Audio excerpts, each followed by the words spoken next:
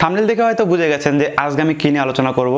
Yes, আজকে আমি একটা নতুন ধরনের প্ল্যানের সম্পর্কে আলোচনা করব এবং এর বেনিফিট কি কি আছে, কিভাবে পাবেন, সমস্ত কিছু আপনাদের সাথে আলোচনা করব।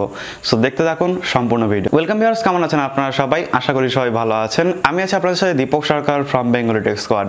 আর বেঙ্গলি টেক স্কোয়াডের নতুন এপিসোডে আপনাদের সবাইকে স্বাগতম।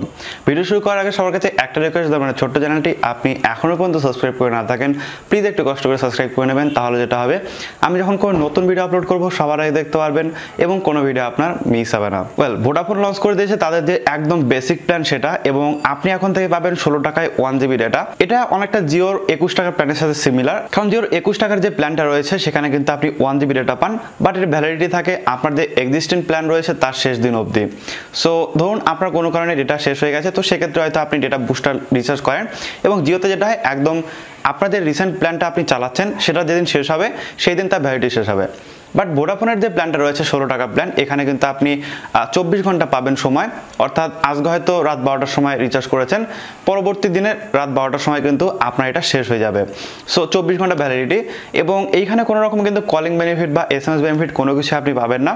সো এইটা নর্মালি তাদের জন্য করা হয়েছে যারা একদমই কম ইউজ করেন বা খুব কম ডেটা ইউজ করেন, বা কোনো কারণে হয়তো একদিনের জন্য আপনার ডেটা দরকার পড়েছে। সো নর্মালি কি হয়, আমরা যে সিমটা এখন ইউজ করছি সেটা হয়তো ভালো নেটওয়ার্ক পাচ্ছে না, এবং আপনি টেস্ট করতে চাইছেন যে কোন নেটওয়ার্ক আপনাকে মানে বেটার ফ্যাসিলিটি দিচ্ছে বা ভালো ইন্টারনেট স্পিড দিচ্ছে। তো ধরুন আপনার এলাকায় আপনি এখন জিও ইউজ করছেন বা এয়ারটেল ইউজ করছেন বা বিএসএনএল ইউজ করছেন।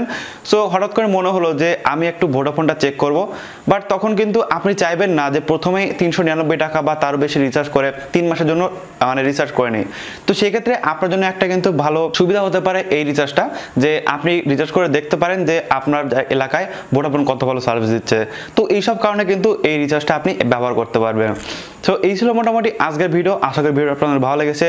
ভালো লাগলে অবশ্যই একটা লাইক করবেন, আর অবশ্যই শেয়ার করে দেবেন আপনার বন্ধুদের সাথে, যাতে তারা এই বিষয়গুলো জানতে পারে এবং এই বিষয়গুলো শিখতে পারে।